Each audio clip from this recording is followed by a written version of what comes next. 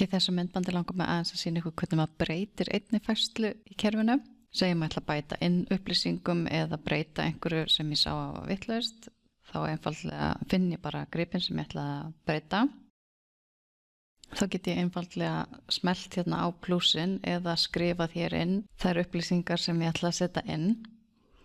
Ef að þið getið það hins vegar ekki og þetta er klárlega gripur á ykkar safni, þá er þetta einhvað með aðgangsheimildar að gera og þá er hægt að hafa samband við okkur hjá Sarpi.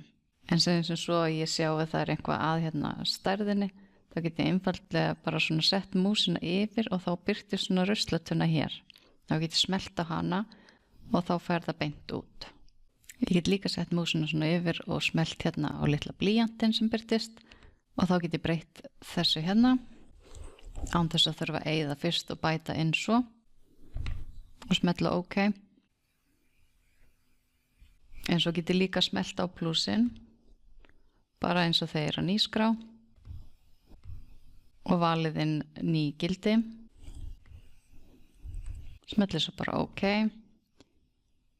Svo get ég bara skráð beint inn hérna ef ég hef einhverju við það að bæta. Ef þetta eru svona fellilistar, þá get ég bara breytt með því að velja annað atriði. Í sumum svona litlum listum er bara hægt að velja inn eitt atriði og þá er nóg að bara breyta hér.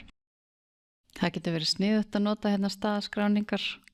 Ef einhver er til dæmis að ítarskrá einhverja gripi, þá get ég sett inn hérna aðra stöðu til að hópa saman það sem er búið.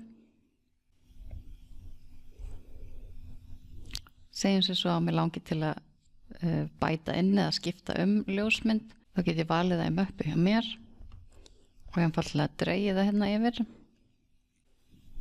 Og svo get ég stjórnaði hérna með því að draga nýju myndina yfir.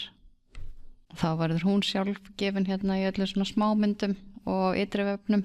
Svo ef ég sé kannski að eitthvað skjal er að birtast á ytri vefnum sem átti ekki að gera, þá get ég smellt hér á skjalið, muna að vista. Þá get ég valið hérna inn hvort að þetta einstaka skjal eigi þá ekki að birta á ytri vef og svo smetla á vista.